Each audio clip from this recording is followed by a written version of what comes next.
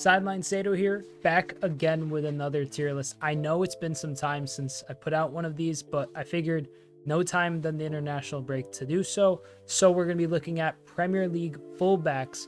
We're going to have F through S tiers for all people. We're going to start with F. We're going to work our way through. It's a bit of a different format than the last few tier lists I had made. So trying something new out. Hope everybody enjoys. Comment down below with your thoughts on the tier list. Subscribe if you're new and like the video. If you end up enjoying, let's get right into things with the F tier. So in F tier, there's only 5 fullbacks. Just as a heads up, I don't have every single fullback. There are some missing players in this list.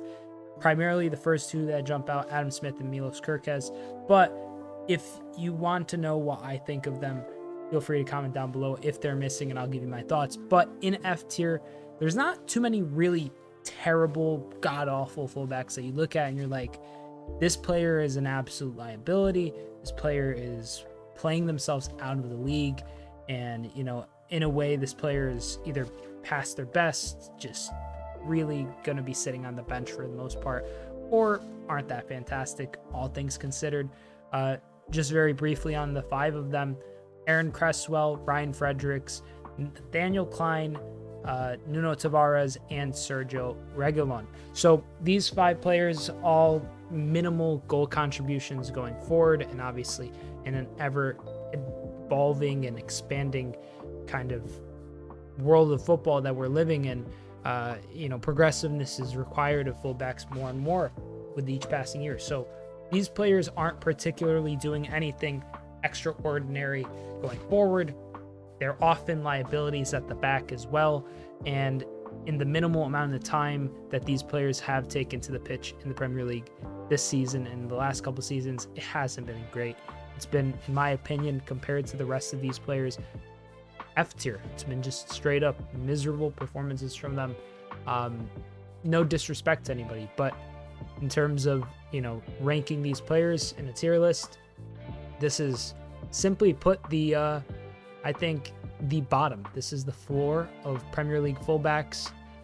You know, Cresswell, I saw, you know, he's only made, I think, 6 appearances in the Premier League this season. I mean, if David Moyes isn't going to trust you in the Premier League, who will? You know, I feel like Moyes is a manager who trusts his players. He, you know, oftentimes will have, you know, players that are maybe past their best in his squad, but he'll kind of have this ironclad loyalty to them. Aaron Cresswell, I mean, you know, I think he has picked up some minor knocks here and there throughout the last couple of years, but he's really just fallen off. I feel like that could go for the rest of them as well. I mean, Tavares, obviously, Arsenal flop. Reguilon, he did good at Spurs that one season, had a kind of rough season after that, and from there on, I mean, he went to what, Man United, Atletico Madrid. Now he's back with Brentford in the Premier League, and he's just not that great.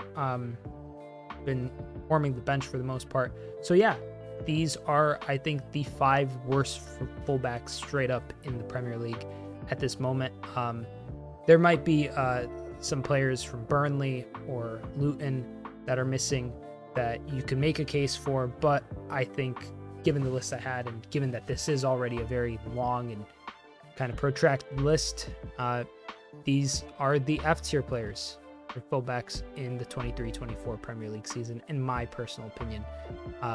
So continuing off of that, we have the D tier, and the D tier also has 5 players who I think slightly less of liabilities than the other ones, but in the same vein, liabilities nonetheless. Dan Burn, for example, has regressed to the point this season where I think he can't really be relied upon to, you know, defend against very pacey wingers. We've seen them try consistently over at Newcastle, Eddie Howe and Jason Tindall, to have him at this left back spot, whether it's a back 4 or back 5, and time again he gets cooked. I feel bad for Dan Burn because it feels like he's playing out of position. You know, center backs going and playing as fullbacks is something that I feel like has become more of the norm throughout the course of the last decade or so. And Dan Burn is most certainly not one of those players. He's not the most ideal type. I get, the principle of it, but in execution, he just hasn't really offered much. Not a lot defensively, not a lot offensively this season. And I think he's starting to kind of taper off. Sergio Gomez requires a bit of an asterisk next to his inclusion here, because last season he was just awful for City, one of the worst signings of the Pep Guardiola era, easily. This season, even on FootMob, he's listed as a winger. Like, all right, fair enough. I mean, Pep has played him a bit more advanced, but at the same time, even though he's playing out wide in like a midfield 5, at the end of the day, it kind of ends up being this weird thing where, since they don't play with fullbacks realistically, City anymore, he's there, he's contributing, but he's contributing in the most minuscule of ways. Like, I had to go scour to see where he's featuring, and if Pep Guardiola is pushing you that far away from his team to like limited Champions League games against like Copenhagen and stuff, it's not the most exciting and enticing of prospects for the Spanish youngster, but it is what it is. He's in D tier for that. Ola Aina, he's currently out with injury, and he ultimately hasn't been that great overall. Milner, same as like Dan Burn kind of. He's a player who, he's experienced, his legs are going, but in this day and age, he's not the most well-equipped to take on fullbacks. I should know, or take on wingers as a fullback. I should know as a Liverpool fan, week in, week out for like the bulk of last season, there was a lot of, Milner stepping in to fullback or Milner featuring in midfield and kind of like taking up that position as Trent went forward, and it wasn't pretty. Nothing but, respect for the guy. But right now, in terms of a fullback, I think even as a midfielder, you could get like him up to a C tier, like a low C tier. But as a fullback, it's just not it. And then Tyrell Malacia, I mean, he had a promising start to life at Manchester United, but at this point in time, with how injuries have kind of derailed his career at Old Trafford, I feel like it's one of those things where he wasn't like setting the world afire, but he was impressive still. He was still putting in shifts at left back when United needed him to. And at the end of the day, I mean, as a player, the most impressive and necessary quality, I think, is availability and being consistently available. If you could be there week in, week out for a 60 plus game season, 45, 50 plus game season, that is really, in my opinion, one of the most lauded traits as a footballer. The endurance, the stamina required of that. And I understand he suffered some pretty big injuries, but I have to factor that into account when ranking him compared to the other people on this list, because there's a lot of really quality fullbacks in the Premier League this season, and I don't think I could put him higher than D. So the next tier is C tier. And now in the C tier, this is where things start to get maybe a bit more, constructive in terms of inclusions, as opposed to, just being like, oh, this guy's awful, this guy's, passed it and washed, or this guy gets injured a lot. These are the players that I think everyone in C tier, I think, occupies the space for me of decent Premier League player, but not consistent enough. Like, on his day, this player in this tier is generally a good player in terms of they could play a decent pass, they could, defend well, they could get wide, they could, do everything a fullback really needs for you to do, but nothing to the extent of being able to, over the stretch of a few months, put on crucial displays at fullback to a level where you're like, this guy is, really just running the game from his position. So in C tier, we have Doherty, Tete, Tino Livramento, Tarek Lamptey, Rico Henry, Ben Chilwell, Takahiro Tomiyasu, Tyreek Mitchell, and Cucurella. Yeah, that's Mark Cucurella. Yeah, so that is the C tier. Reasonings for all of them really quickly. Doherty, you know, a few seasons back before he made the switch to I think it was either Atletico Madrid or Tottenham, and then the other, and then back to Wolves. He went to Tottenham first. So he went from Wolves to Tottenham, Tottenham to Atletico, Atletico back to Wolves. That whole kind of move has moved him from being a solid, I think, B tier into a C tier. He hasn't been great this season.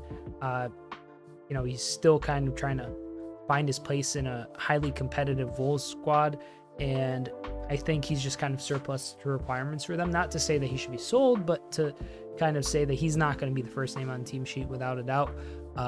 And he's a player who, you know, I think that earlier stage of him was really solid, and now he's kind of tapered off a bit, is a bit more of a, you know, less dynamic version of himself from the past. Tete, he's been impressive, had 11 Premier League matches this campaign, an assist, I believe, or a goal.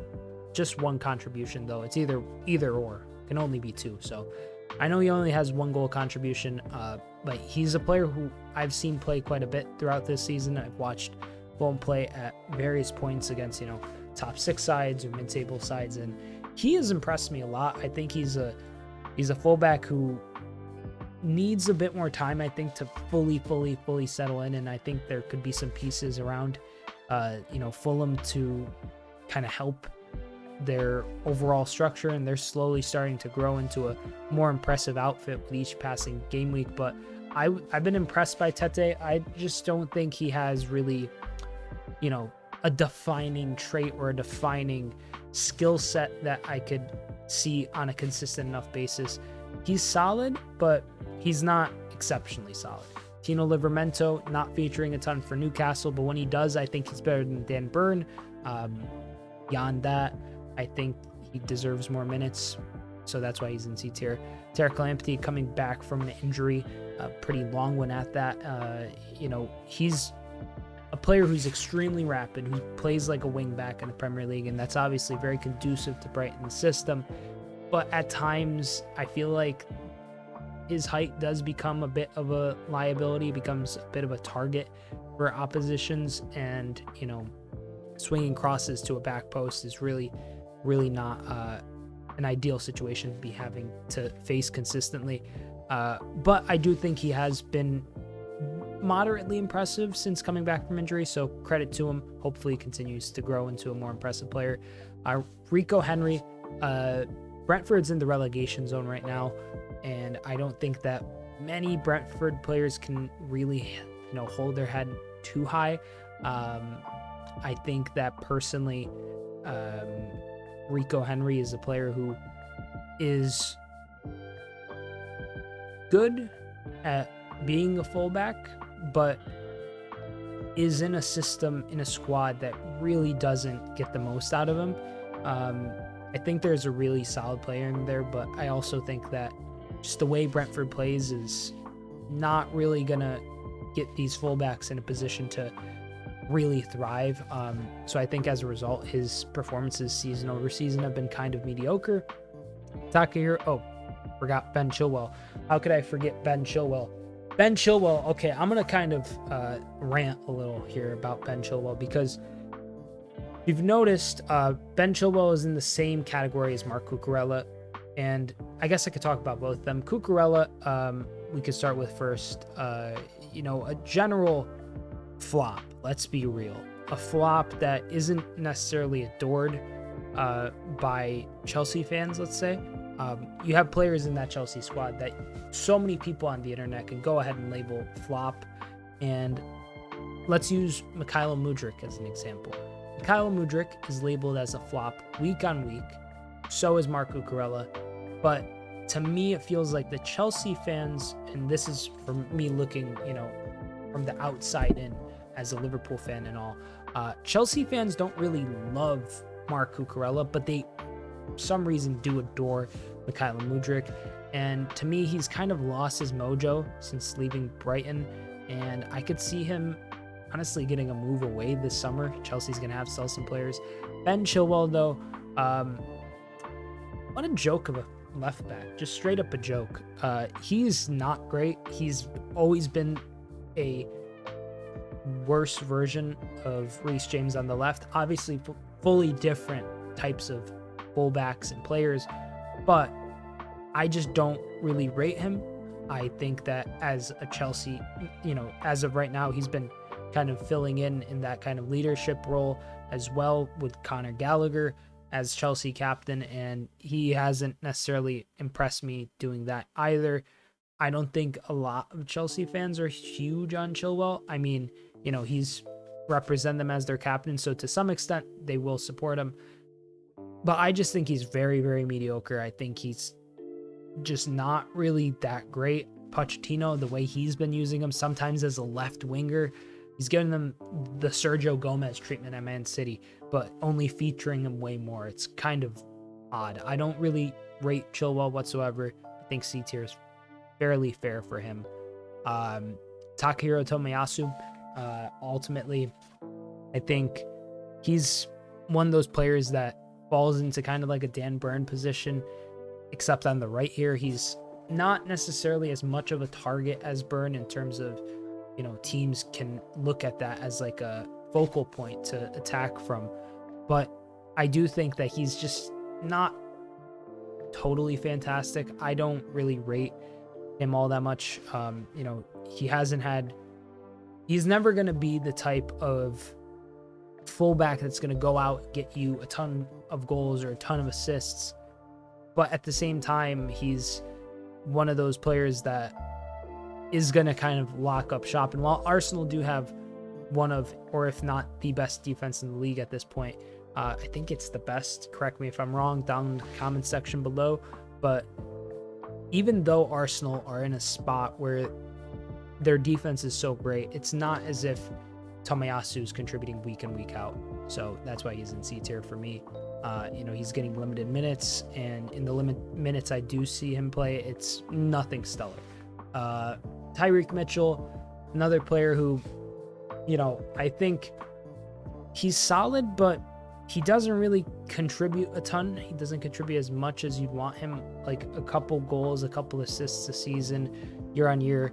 I think he was also suffering from an injury. I could be wrong on that, though. Not this season, but he was coming off of one from last season, slowly rehabilitating back into the squad, or might have been earlier this season. I mean, time is like just a total figment of our imagination, so gets the better of you sometimes. But yeah, so Tyreek Mitchell, kind of just middle of the road. I see him, and I see a middle of the road Premier League fullback, not necessarily gonna do anything too stellar like the rest of the C tier players. Just kind of all right. They'll get you some goals, some assists here and there, but nothing that's like wow. I guess out of those players, though, Tomiyasu is like one of the few ones that occupies more of a traditional like lock up shop defender. But either way, it's not like he's Maldini or something. He's Takahiro Tomiyasu, so he's just doing okay, all things considered. So yeah, C tier is done, and now we have the B tier, which is quite honestly the biggest tier in the list. I tried to cut it down so it wasn't 2 rows, but I didn't feel as if any of these players necessarily required being moved down to C tier. I felt like that would be harsh on, quite frankly, all of them. But personally, what requires a player to be a B tier fullback for me in the Premier League? Honestly, it's being able to contribute to a higher level than the rest. Ding, ding, ding. That's such an obvious answer, right? But no funny stuff. In all sincerity, these players are a clear step above, in my opinion, from everybody below. Matty Cash, for example, I mean, he's a player who last season was a lot more productive than this season, but still has, contributed with some assists, has still been a solid presence down on the right-hand side for Aston Villa, who, everyone thought that they could possibly get Champions League football. They still very, very likely can, but it does feel like their form is tapering off a bit. Kostas Tsimikas, brilliant kind of stretch for him right after Robertson got injured. Obviously, Kostas ended up getting injured himself, which was a bit of a, harsh blow for him. But even now, when he's back from injury, I can attest as a Liverpool fan, he's been wonderful. And a few seasons back, for over the last few seasons, I should say, if you were to ask me what would you rank Kostas Tsimikas, I'd personally say he's closer to like a C, maybe not D tier, but C tier, like a high C tier, because I've always seen that he can contribute offensively, but now it feels like he's becoming a better defender as well, and his offense and his left foot are only improving. Ryan Ait-Nouri, what a player. Absolute energizer bunny here. Like, I absolutely rate him. I'm afraid of him every time I see him play Liverpool. He's locked up Salah once or twice, or at least made it hard for him.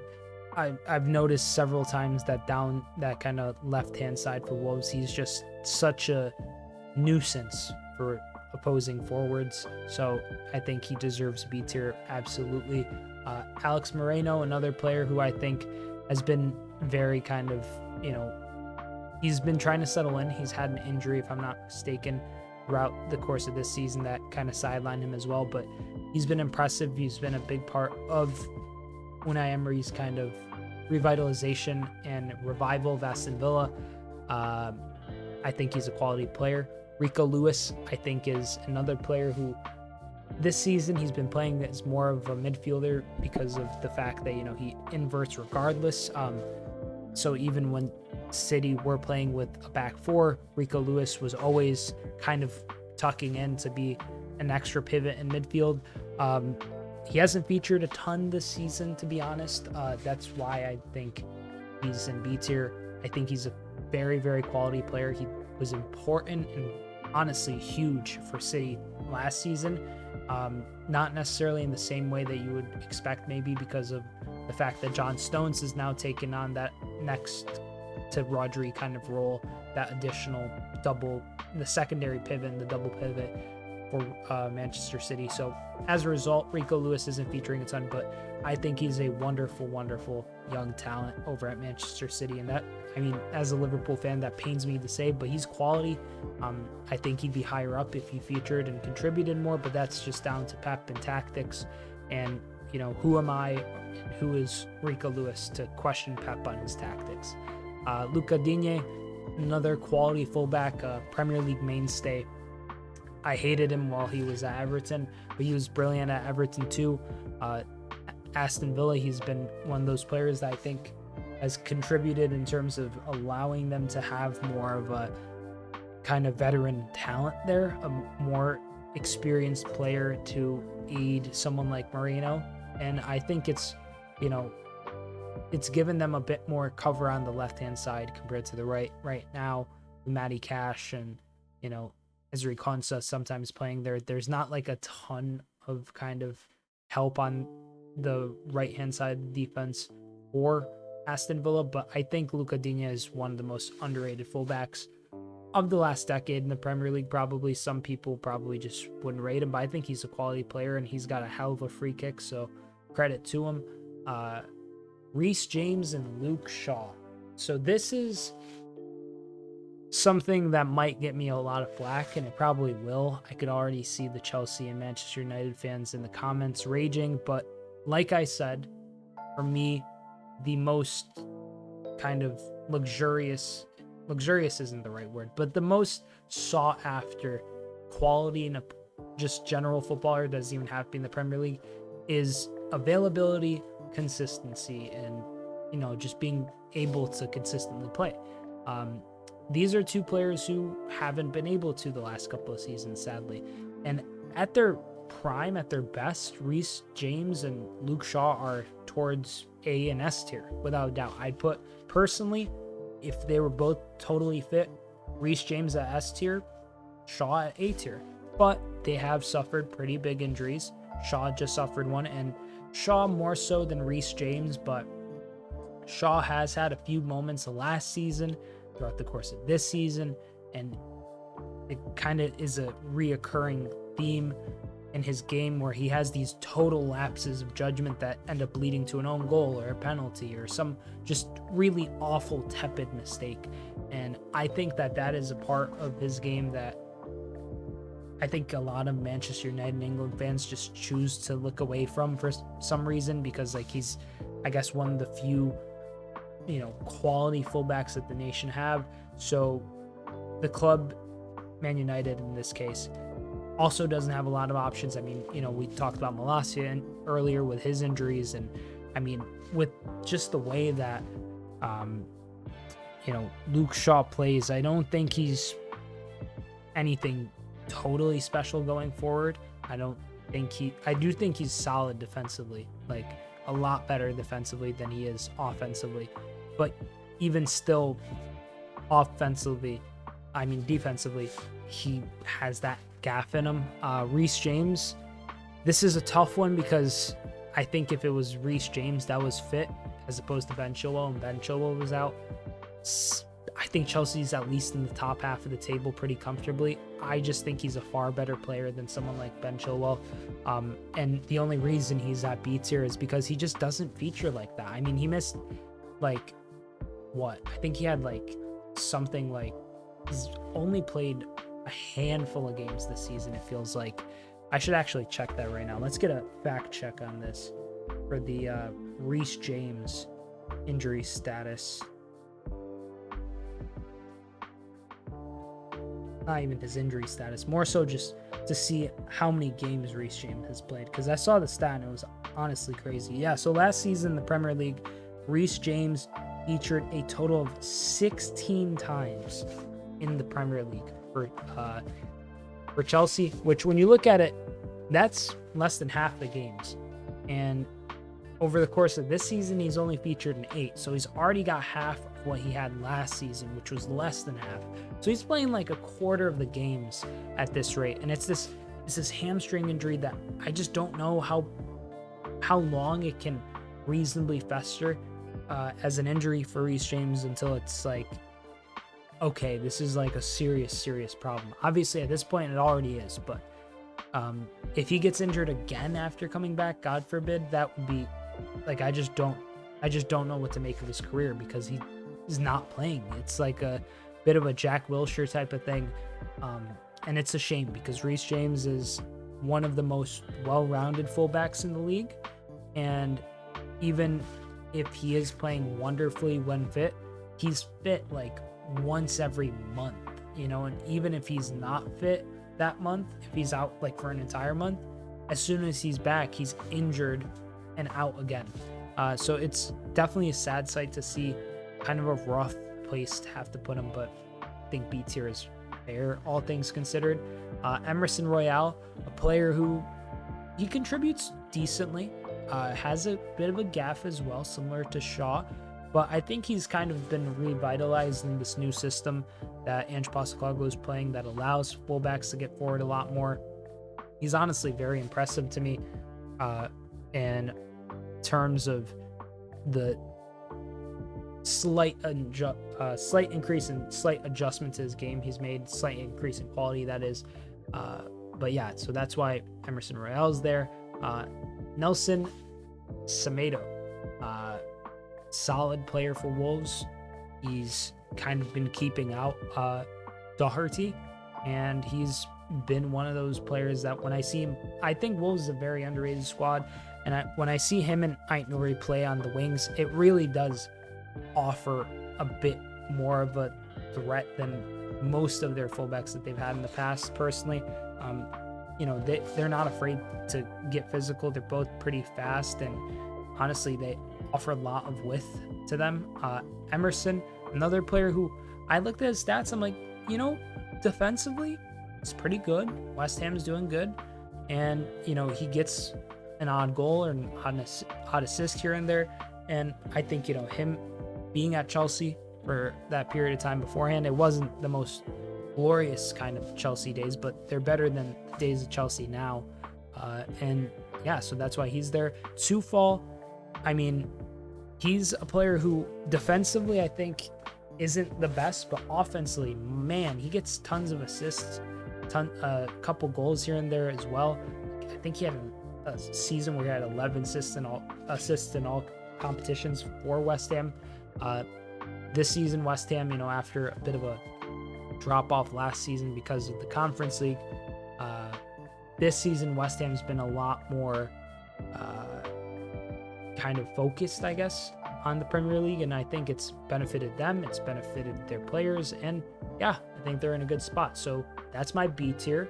And moving forward, we have the A tier. The A tier is here, and yeah, it's a pretty stacked list, pretty thorough list too. I think these players, what separates them from the B tier players is just that they do what they excel at a higher clip. Dalot has impressed me throughout the course of the season. I think he's taken steps to improve as a Manchester United player a lot.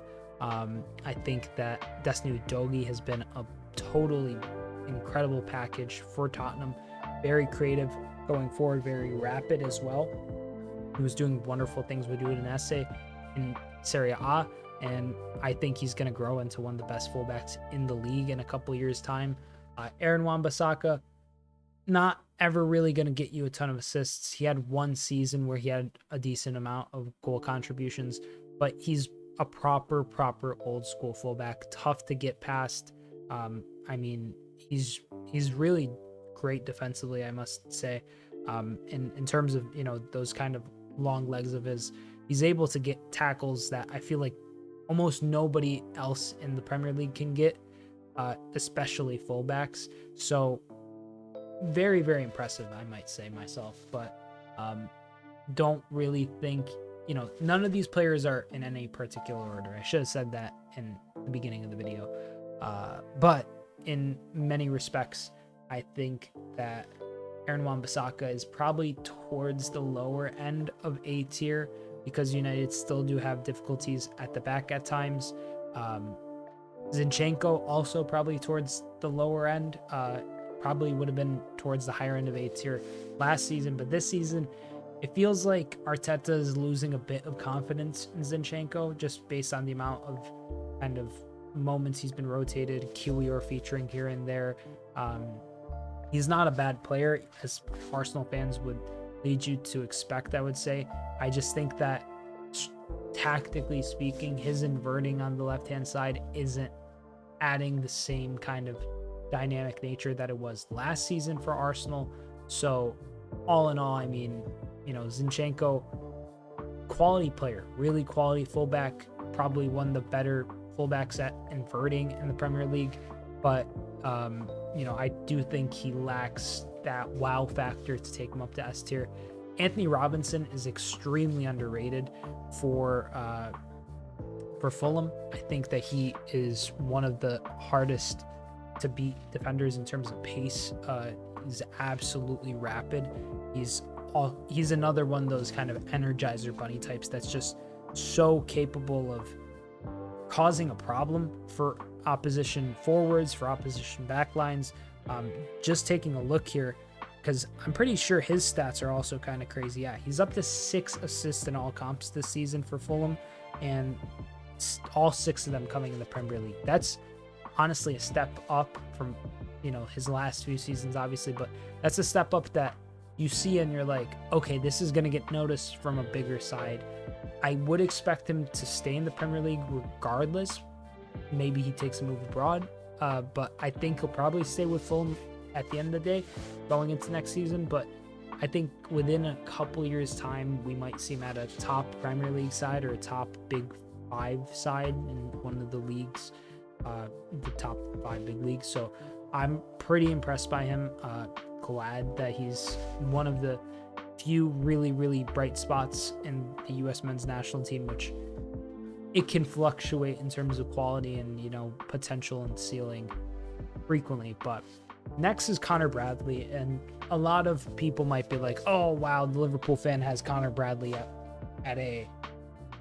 I know, but some things I'd want to say about Connor Bradley quickly is A, it doesn't feel like we're missing Trent. Like, it does and it doesn't. There's been one match, the United fixture, where we could have definitely used Trent and it felt like we were missing him.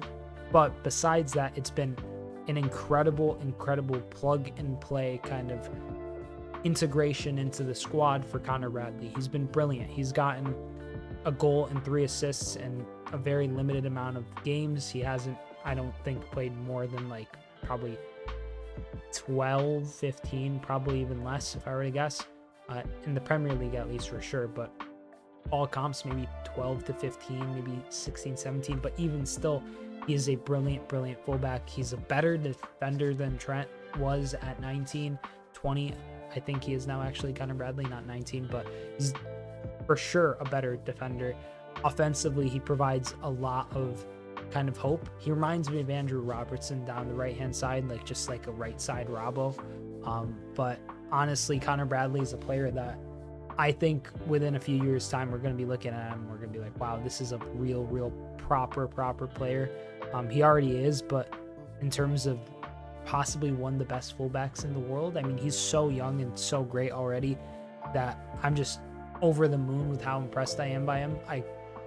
The one big criticism I will say for Connor Bradley is he's probably had 2 to 3 clear moments this season where he could have just let it rip and taken the shot, and he didn't. He, played the pass or something, and it's like, mate, if those went in, like those 2-3 goals, you'd be all the way up in S tier by now, because he would have been absolutely on a tear.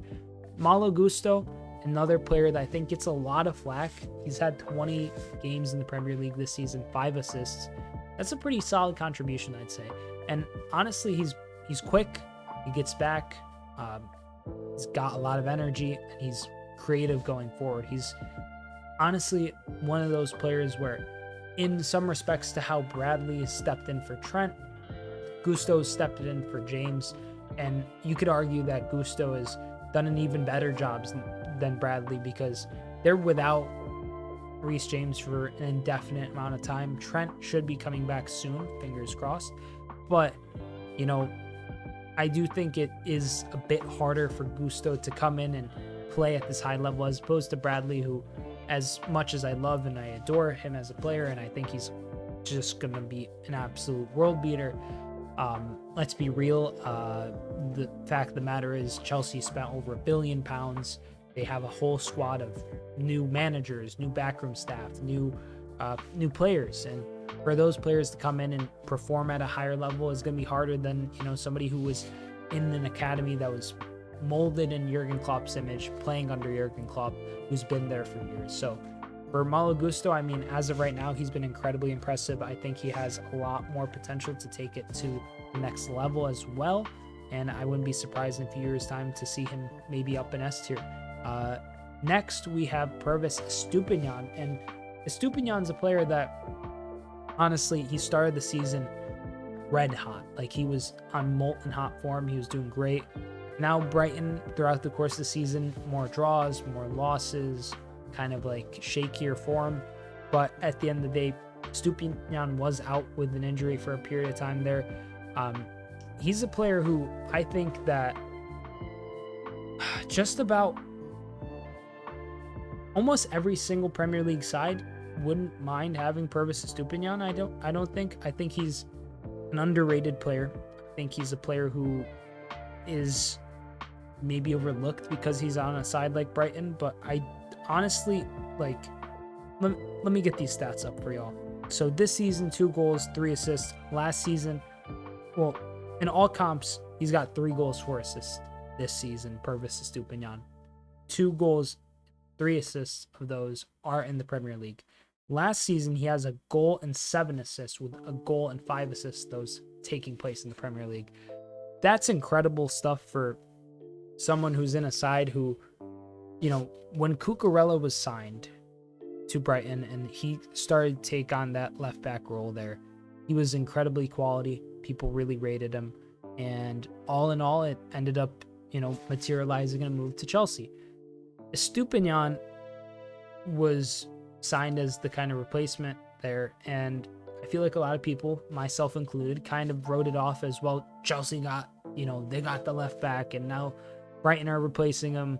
And very quickly it became apparent that Cucurella isn't really going to work out at Chelsea in the same way that everyone was expecting. And Estupiñán's brilliant. So honestly, looking back at that transfer from there on out, it's been a wonderful ride for Purvis Estupiñán, and I think he's only going to grow and continue to grow at Brighton, and we'll see how his career ends up developing, because I think he is top notch fully. And finally, the final tier of the tier list, it is the S tier. Here we are, ladies and gentlemen, the final tier of the tier list for 23-24 Premier League fullbacks, according to me, Sideline Sedo. And it's the S tier. And I mean, we have 6 players here. I think these 6 players, in terms of being fullbacks, are by far and away the best fullbacks in the league. Different reasons for different players. I'll quickly get into them. Make sure to comment down below with your thoughts on the tier list as a whole, and subscribe if you're new. Like the video if you enjoyed it as well. Trent Alexander-Arnold is very, in my opinion, when fit. Obviously, he's out with an injury right now due to, running into an ad board against Arsenal in the FA Cup. But Trent is, I think, the most impactful fullback in the league, and I don't think anybody else can really attest to that same nature. Maybe Kyle Walker. But in terms of at the level and at the rate at which Trent impacts the game, he is, I think, the best fullback in the league. I think his passing range obviously is probably the best in Europe, second to maybe Kevin De Bruyne. I think his kind of ability to tuck in has become more and more of a strength of his, controlling the game from the midfield, and he's added goals to his game this season. He's also improved a bit as a defender, so slowly, fingers crossed, he's gonna hopefully, in my opinion, one day beat those can't defend allegations. But next to him, we have Kyle Walker, and once again, remember, this isn't in any sort of order, this tier list. I just wanted to say that Trent is my personal favorite and best fullback in the Premier League. Kyle Walker, though, what a absolute nightmare of a fullback to have to defend. Absolutely rapid.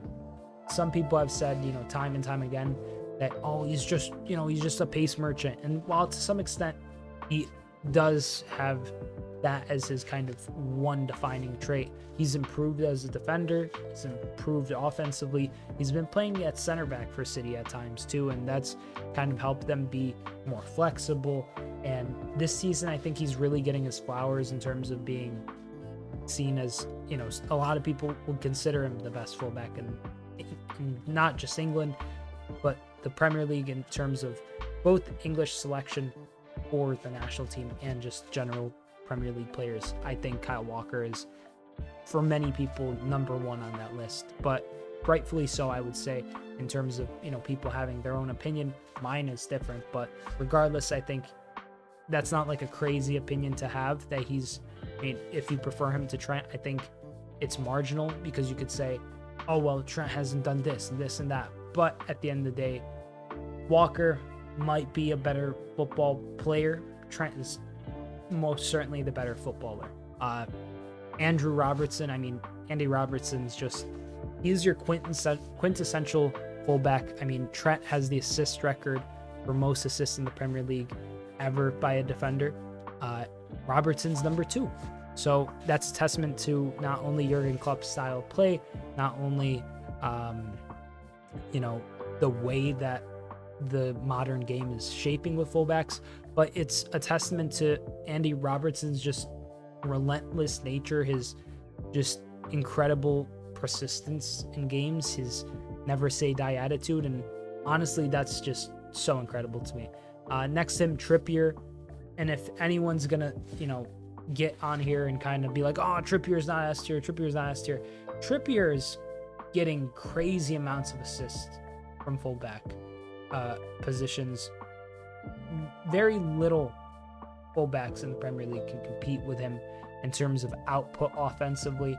He's had some shaky moments defensively, and Newcastle aren't in the brightest spots, but I still do think Trippier's a really, really world-class fullback on his day. I just think there's a lot of slop in that Newcastle team, let's be real.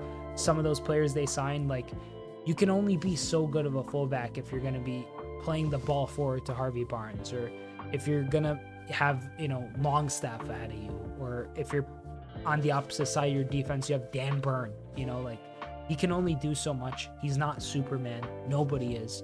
And I think the Newcastle system, quite frankly, even though he does get a ton of assists, in a weird way doesn't suit him because he's aging, he's getting older, but Newcastle as a squad just doesn't have that same kind of quality. If Trippier was at, say, Arsenal, my days, he'd be getting such a crazy amount of assists, it'd be unreal.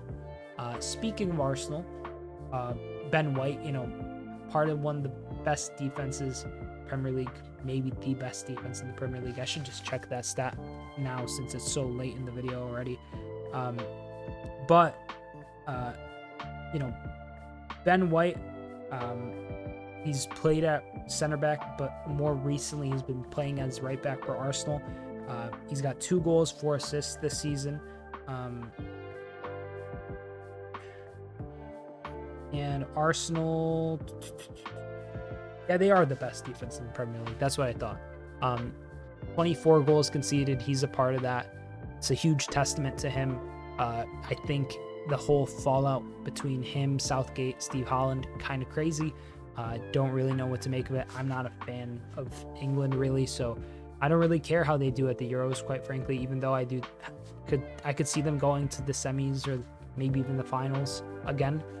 But all in all, I think Ben White is, you know, he's a very, very quality fullback who will give you just consistent availability. Isn't necessarily the flashiest of fullbacks, but hits a nice balance between, you know, offensively, you know, somebody who can contribute and a defensively stable option. And finally, the final person at S tier is Pedro Porro. And very quickly, I'm going to pull up Porro's stats because, you know, in a lot of ways, I feel like people might be like, oh, you have Pedro Porro in S tier. All those guys are better than Porro, or Porro should be B tier or whatever. Pedro Porro has 7 assists this season in the Premier League. Last season, he had 3 goals, 3 assists in all comps. Season before that with Sporting, 3 goals, 10 assists for Sporting in the Portuguese league. And then 5 goals, 6 assists in all comps, 4 goals, 3 assists in all comps before that.